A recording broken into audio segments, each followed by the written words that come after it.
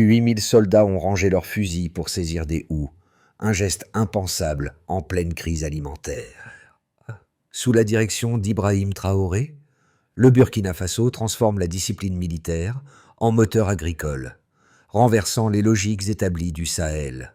Pourquoi un commandant risquerait-il de redéployer son armée vers les champs plutôt que vers les frontières?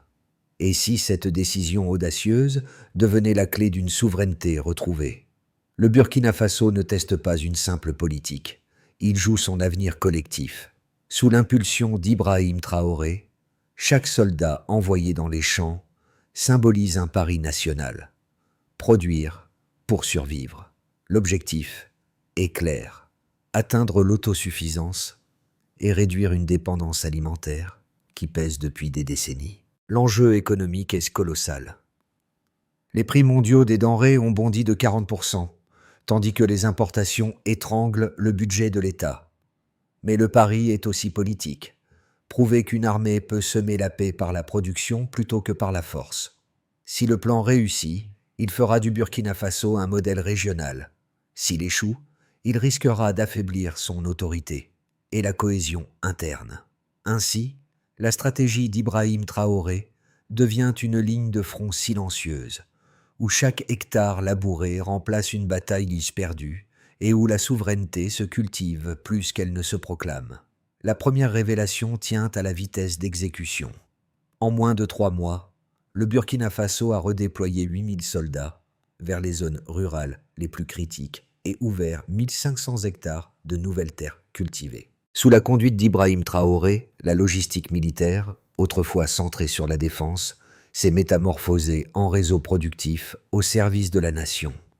Ce basculement rapide a surpris alliés et observateurs, habitués à voir l'armée comme un rempart, non comme un moteur économique. Les premières coopératives militaires, installées autour de Koudigou, ont démontré que la discipline du terrain pouvait se convertir en rendement mesurable.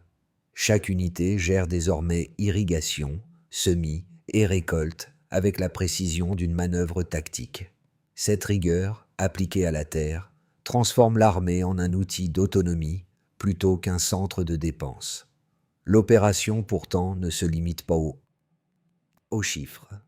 Elle redessine les rapports entre civils et militaires. Le sergent Mousseau, chargé d'une coopérative, incarne cette nouvelle figure, un soldat qui sème la cohésion autant que le maïs. À ses côtés, le lieutenant Zerbo coordonne la logistique des récoltes, garantissant que chaque tonne de blé devienne un acte de souveraineté.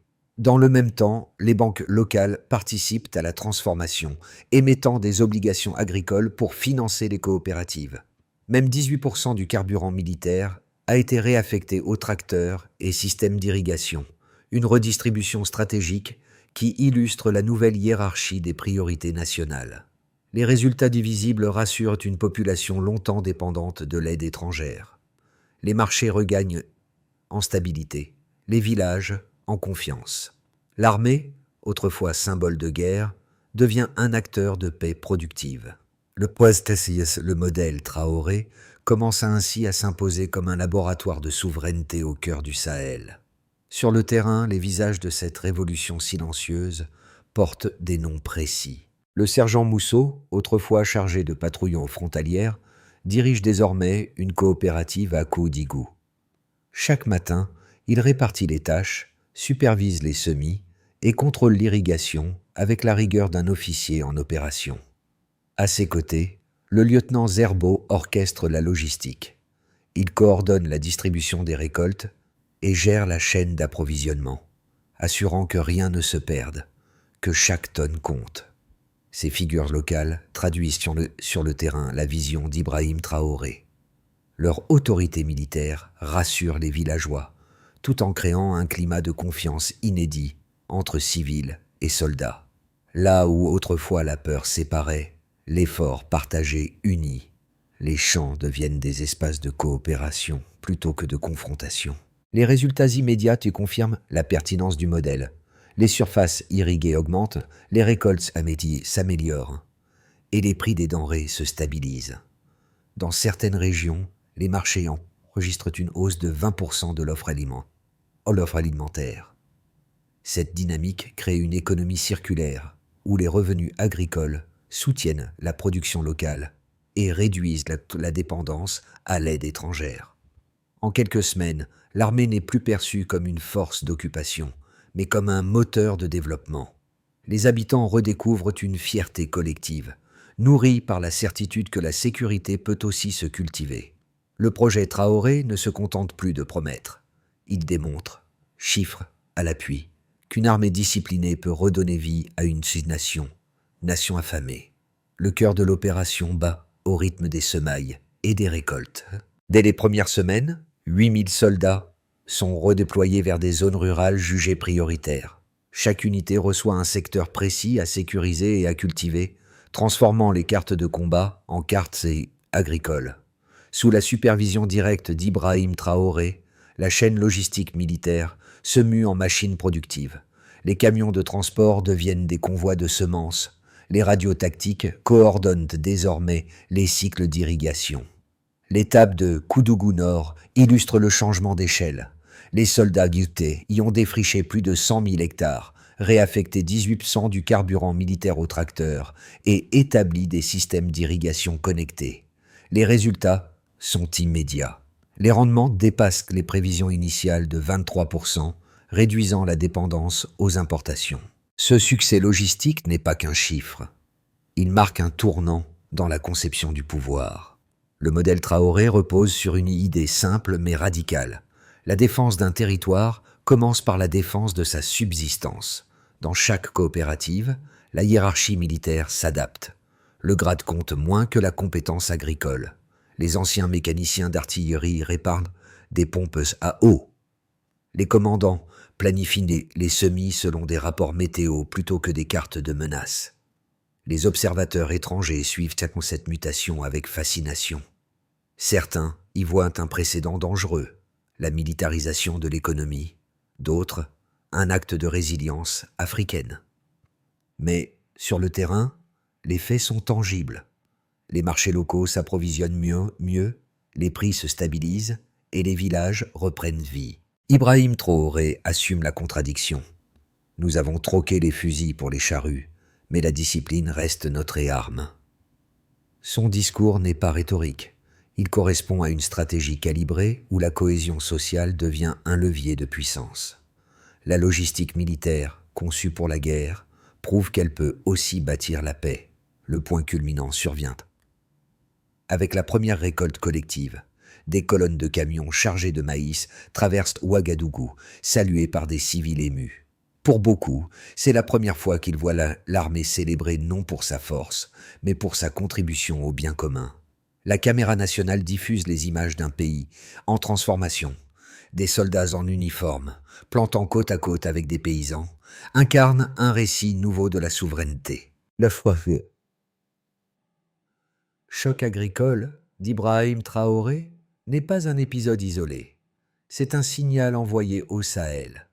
Dans une région fracturée par les sanctions, les famines et la dépendance, le Burkina Faso ose proposer une autre voie, celle où la souveraineté s'enracine, littéralement. Chaque hectare conquis sur la stérilité devient une victoire politique. Chaque graine semée, une promesse de paix. Le pari de Traoré s'inscrit désormais dans la durée. Il ne s'agit plus seulement de nourrir, mais de prouver qu'un État africain peut se reconstruire sans tutelle, en transformant son armée en moteur économique et moral. Le succès de l'opération d'Ibrahim Traoré ne se mesure pas qu'à l'œil nu. Les chiffres parlent avec une clarté rare pour une initiative de cette ampleur. En moins de 3 mois, la production alimentaire nationale a augmenté de 23%, selon les relevés conjoints du ministère de l'Agriculture et de la Défense. Ce bond traduit non seulement une hausse des rendements, mais aussi une réduction significative de la dépendance aux importations, estimée à près de 30% avant le lancement du programme. Deuxième indicateur, la superficie totale sécurisée et mise en culture atteint désormais plus de 100 000 hectares. Ces terres, auparavant vulnérables à la sécheresse et aux attaques de groupes armés, sont désormais cultivées sous la surveillance combinée des coopératives et des unités militaires. Cette extension géographique illustre la capacité de planification de l'armée et la confiance croissante des communautés rurales, qui s'impliquent volontairement dans la production. Troisième donnée clé, 18% du carburant militaire a été réaffecté aux tracteurs, camions et systèmes d'irrigation. Ce chiffre, apparemment technique, témoigne d'une réorientation logistique profonde. Chaque litre de carburant devient un investissement productif, contribuant directement à l'autonomie du pays. En parallèle, les ingénieurs militaires ont optimisé la chaîne d'approvisionnement. Moins de gaspillage, plus de rendement. Mais un suivi centralisé des récoltes via des drones et tableaux numériques. Mais ces résultats ne se résument pas à des statistiques. Ils dessinent une transformation structurelle. La présence des soldats dans les champs crée un effet d'entraînement économique. Les marchés locaux enregistrent une hausse moyenne de 15% de l'offre alimentaire, ce qui stabilise les prix et renforce la confiance des consommateurs. Les coopératives mixtes, encadrées par des officiers et soutenues par les banques locales, deviennent des cellules de résilience. Sous la houlette d'Ibrahim Traoré, le modèle intègre aussi une dimension éducative. Les villages partenaires bénéficient aussi de formations accélérées en gestion agricole et maintenance d'équipements. Cette transmission du savoir-faire militaire vers le civil renforce la durabilité du projet. Chaque récolte réussie consolide un sentiment national nouveau. La souveraineté n'est plus un discours, mais une pratique quotidienne. Les observateurs internationaux, d'abord sceptiques, reconnaissent donc désormais que l'approche du Burkina Faso combine rigueur, innovation et pragmatisme. Les chiffres, la discipline et l'adhésion populaire convergent vers un même constat. L'armée n'est plus un poste budgétaire, elle est devenue un levier de développement. Le pari d'Ibrahim Traoré s'impose comme une démonstration mesurable. Quand la stratégie s'appuie sur la logistique et la solidarité, la production devient une arme de souveraineté. Le Burkina Faso prouve qu'un pays peut transformer ses contraintes en ressources et sa force armée en moteur d'avenir. Le succès de l'opération agricole d'Ibrahim Traoré ne fait pas l'unanimité. Deux visions s'affrontent, chacune appuyée sur des arguments solides. D'un côté, les partisans du programme y voient une révolution stratégique. Redéployer 8000 soldats visés vers les champs, disent-ils, c'est rendre à la nation sa dignité. Les chiffres confirment leur optimisme. 23% de hausse de production, 100 000 hectares cultivés, 18% du carburant militaire réorienté vers les tracteurs. Pour eux, l'armée prouve qu'elle peut être moteur de stabilité et de prospérité, en réinventant la notion même de défense. De l'autre, les critiques dénoncent donc une dérive. Militarisée, l'agriculture, avertissent-ils, c'est risquer de brouiller la frontière entre pouvoir civil et commandement militaire. Ils redoutent que la concentration des ressources et de la décision entre les mains de l'armée finissent par étouffer l'initiative privée et créer une dépendance structurelle. Certains observateurs rappellent que d'autres pays du Sahel ont échoué après des projets trop centralisés. Mais Ibrahim Traoré ne balaye pas ces inquiétudes. Il les intègre à sa stratégie. Conscient du risque, il impose un cadre clair. Chaque coopérative est codirigée par un officier et un représentant civil. Chaque récolte est auditée localement. Cette cogestion sert de garde-fou, garantissant transparence et équilibre des pouvoirs. Les premiers résultats montrent que la crainte d'un contrôle excessif ne s'est pas concrétisée. Au contraire, la collaboration civilo-militaire favorise la confiance et accélère la productivité. Le secteur privé, attiré par la stabilité nouvelle, commence à investir dans l'agroéquipement et le transport. Ainsi, le modèle Traoré se présente non comme une militarisation de l'économie, mais comme une hybridation maîtrisée. La rigueur de l'armée au service de la résilience civile. Une réponse directe à ceux qui doutaient qu'un soldat puisse être aussi un semeur. 8 mots suffisent. L'armée nourrit avant de défendre. Cette phrase, répétée par Ibrahim Traoré lors d'un discours à Ouagadougou, cristallise le tournant du projet. À mi-parcours, l'opération agricole bascule dans une nouvelle phase. La technologie et la donnée remplacent l'improvisation. Des drones cartographient les zones irriguées, analysent l'humidité des sols et transmettent les résultats en temps réel aux coopératives. Les systèmes d'irrigation automatisés réduisent le gaspillage d'eau de près de 25%, tandis que des tableaux de bord centralisés suivent chaque tonne de céréales produites. Ce déploiement d'outils, financé par des partenariats publics et bancaires, prouve que la stratégie de Traoré ne repose pas sur la force brute, mais sur la précision. Le symbole est tout aussi fort. Le soldat burkinabé n'est plus seulement un protecteur, il devient un ingénieur de la terre. Dans les villages, les enfants observent les uniformes non plus avec crainte, mais avec admiration. L'armée, jadis figure de guerre, devient école de savoir-faire. Ainsi, le projet Traoré franchit sa ligne médiane. D'un plan d'urgence, il devient une politique de transformation durable. Les retombées de l'opération agricole d'Ibrahim Traoré se déploient désormais à 4 niveaux: national, régional, social et économique. D'abord, au niveau national. Le Burkina Faso a inversé une tendance historique. En une seule campagne, la production alimentaire a augmenté de 23%, stabilisant les prix du riz et du maïs sur les marchés locaux. Les réserves stratégiques se reconstituent, réduisant la dépendance à l'aide humanitaire. Les citoyens perçoivent directement le changement. Les rayons des marchés se remplissent, la spéculation s'effondre, la confiance renaît. Ensuite, au niveau régional, les voisins, Mali, Niger et Tchad, observent attentivement le modèle Traoré. Certains y voient un outil d'émancipation face aux contraintes géopolitiques. D'autres craignent un précédent, celui d'une armée qui influence la politique économique. Pourtant, les faits s'imposent. Les surfaces irriguées, passées à 100 000 hectares, confirment que le projet a atteint une échelle régionale. L'expérience burkinabé devient un sujet d'étude pour les institutions africaines. Enfin, au niveau social. La cohésion entre civils et militaires s'est renforcée. Les coopératives mixtes ont généré des milliers d'emplois ruraux et réduit l'exode des jeunes vers les villes. Travailler, aux côtés des soldats, a créé un sentiment de solidarité nationale rarement observé depuis l'indépendance. Dans les villages, on raconte que les champs parlent le langage de l'uniforme.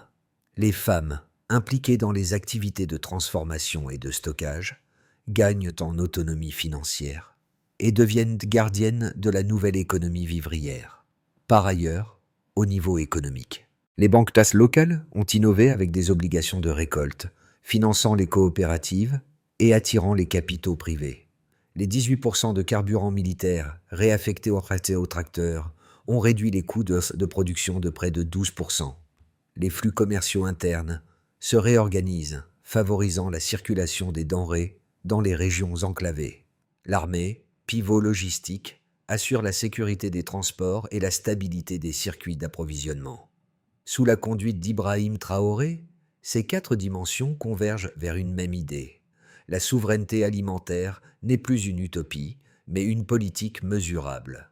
La transformation sociale accompagne la croissance économique, et la discipline militaire devient catalyseur de cohésion nationale. Le Burkina Faso découvre qu'une nation peut se fortifier non par la conquête, mais par la culture de sa propre terre. L'avenir du programme initié par Ibrahim Traoré peut se dessiner selon 3 trajectoires distinctes. Le scénario de base, l'optimiste et le pessimiste. D'abord, dans le scénario de base, la consolidation maîtrisée. Le Burkina Faso maintient la production actuelle avec une croissance annuelle stable de 5 à 7%. Les coopératives existantes se professionnalisent, les partenariats bancaires se solidifient et l'État stabilise les prix alimentaires. La coordination entre l'armée et les civils reste fluide, assurant une souveraineté relative mais durable. Les priorités sont la formation continue, la gestion des stocks et l'entretien des infrastructures d'irrigation. Ensuite, dans le scénario optimiste, l'effet d'entraînement. Si les conditions climatiques et financières demeurent favorables, le Burkina Faso pourrait dépasser ses objectifs. Les exportations agricoles augmenteraient, attirant des investissements privés régionaux, tandis que l'innovation technologique, drones, capteurs, cultures résistantes, améliorerait encore les rendements. Mais ce succès pourrait transformer le pays en modèle pour le Sahel, favorisant une intégration économique régionale. Dans ce scénario, Ibrahim Traoré gagnerait une stature continentale, symbole d'une souveraineté par la production. Enfin, dans le scénario pessimiste, la fragilité politique. Toutefois, une crise interne, un conflit régional ou une mauvaise saison pourrait inverser les gains. La militarisation excessive de l'agriculture risquerait de décourager les acteurs civils et de freiner l'innovation. La dépendance budgétaire du programme rend sa viabilité sensible aux fluctuations économiques. Une rupture dans la chaîne de commandement ou un désengagement financier pourrait ramener le pays à la dépendance d'avant 2023. Entre ces trois chemins, Ibrahim Traoré trace une voie médiane. Son message est clair. La réussite ne dépendra pas seulement de la discipline militaire, mais de la capacité collective apprendre, ajuster et coopérer. Ainsi, les 12 prochains mois seront décisifs, non pour savoir si le Burkina Faso peut produire, mais s'il peut pérenniser son modèle sans sacrifier la pluralité et la transparence. Au-delà des chiffres et des récoltes, l'initiative d'Ibrahim Traoré agit sur la conscience collective. Dans les villes comme dans les villages, les Burkinabés redéfinissent leur rapport au travail, à l'armée et à la nation. Chez les jeunes, d'abord, travailler aux côtés des soldats n'est plus perçu comme une contrainte, mais comme un acte de patriotisme. Les programmes de formation aux techniques agricoles menés par des instructeurs militaires offrent des débouchés concrets à une génération souvent en quête de repères. Le port de l'uniforme, symbole autrefois strictement guerrier, devient synonyme de discipline productive. Dans les zones rurales, les populations participent activement aux coopératives mixtes, où femmes et hommes cultivent, gèrent et redistribuent les récoltes. L'effet immédiat: une hausse du revenu local et un sentiment de sécurité accru. Les familles qui vivaient sous la menace de l'insécurité alimentaire se sentent désormais protégées, à la fois par les armes et par les moissons. Les citadins, eux, bénéficient d'une meilleure stabilité des prix et d'un approvisionnement constant. Les marchés se remplissent, les tensions sociales s'apaisent. Une nouvelle solidarité émerge, reliant l'agriculteur du Nord aux commerçants d'Ouagadougou. Sous la direction d'Ibrahim Traoré, l'armée devient le miroir d'une société en reconstruction. En cultivant la terre, les soldats sèment aussi une idée, celle d'un peuple capable de bâtir son avenir sans attendre l'aide des autres. Ainsi, le changement n'est pas seulement économique, il est identitaire. Le Burkina Faso découvre que la force d'une nation réside moins dans ses armes que dans la main qui sème. Pour garantir la pérennité de son modèle, Ibrahim Traoré a défini une feuille de route en 5 étapes précises, combinant planification militaire, gouvernance civile et innovation technologique.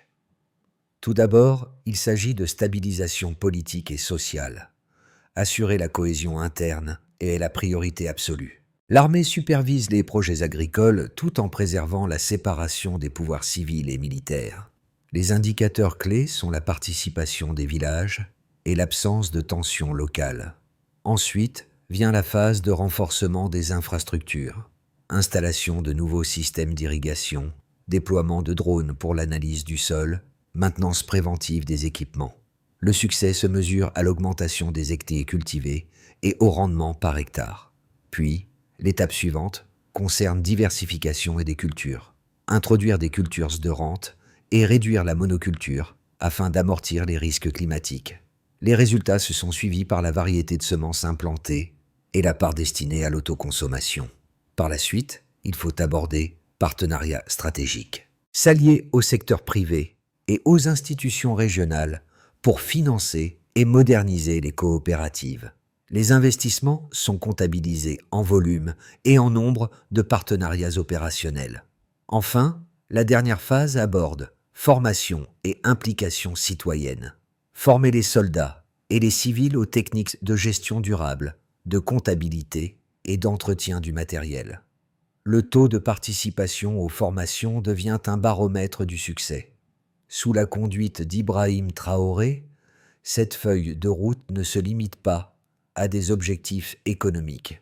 Elle trace un modèle de gouvernance participative où chaque acteur, du soldat au villageois, devient responsable d'une part du futur national. Dans les plaines redevenues fertiles, les visages racontent mieux que les chiffres. Le sergent Mousseau et le lieutenant Zerbo, figures emblématiques de la réforme, incarnent la réussite concrète d'Ibrahim Traoré. Chaque jour, leurs gestes répètent une conviction simple. Labourer, c'est défendre. Autour d'eux, les villageois participent aux récoltes, les enfants transportent de l'eau, les femmes trient les grains. Ce quotidien partagé efface la distance entre uniforme et habit civil. La discipline militaire devient un langage commun, un code de dignité retrouvé.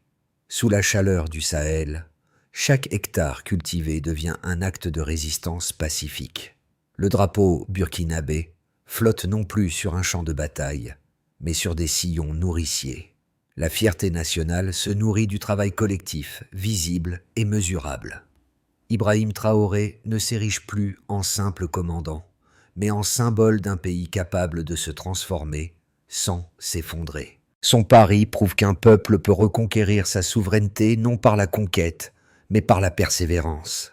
Et dans le silence des champs, une phrase revient. L'armée nourrit la nation. Une promesse tenue, un avenir en germe. L'opération agricole d'Ibrahim Traoré dépasse la simple réussite économique. Elle interroge chacun sur la nature même de la souveraineté. Se défendre, n'est-ce pas d'abord se nourrir soi-même? Dans un monde dépendant des importations et des aides extérieures, le Burkina Faso choisit la voie la plus exigeante, celle de l'autonomie par le travail. Chaque citoyen, du villageois au citadin, devient acteur de ce récit national. Les coopératives, les écoles, les familles contribuent toutes, à un même effort sur l'effort. Prouver qu'un pays peut se reconstruire avec des graines plutôt qu'avec des armes. Ibrahim Traoré invite à une réflexion plus large. Et si la puissance d'une nation se mesurait à la solidarité de son peuple, non à son arsenal? Cette question, simple et directe, s'adresse à nous tous. La souveraineté n'est plus une promesse lointaine. Elle se cultive chaque jour, dans la terre, la sueur et la conviction partagée d'un avenir construit par soi-même.